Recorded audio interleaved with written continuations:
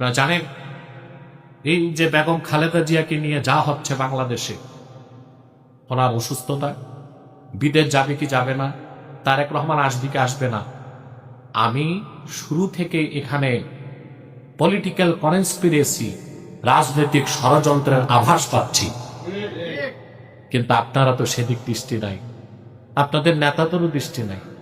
কেউ কেউ অপেক্ষায় আছে মাইনাস খালেদা মাইনাস তারেক, মাঠঘাট আমাদের, আমরাই ক্ষমতায় চলে যাব। যারা আশ্বাস দিছে পশ্চিমারা, ওরা ধোঁকাবাজ, ওরা সামনে দিয়া চমচম খাওয়ায়, পিছিয়ে দিয়া ছুরি মারে।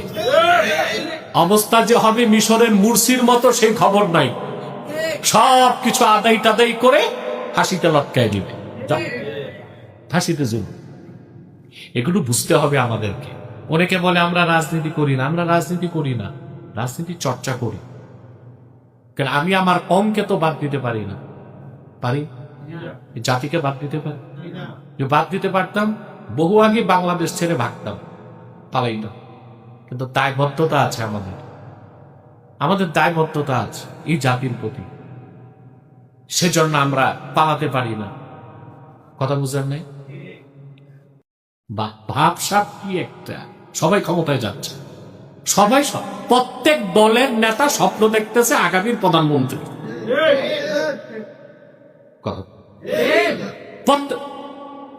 দেখেন না বাংলাদেশে কত বক্তা আর পীর নির্বাচনে দাঁড়াইতেছে। হ্যাঁ, জনগণ যা দেখে মনে করে সবই আমার ভোটার, কিন্তু ভোটের পর দেখা যায় জামানত নাই, পাশের আগেই বাস।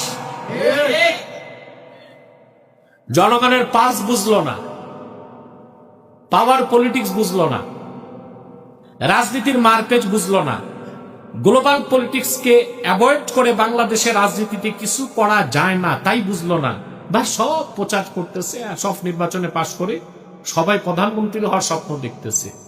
ফাঁকি দিয়া দেশটাই যায় কিনা এই তো ভয় লাগে আমার। কথা বলে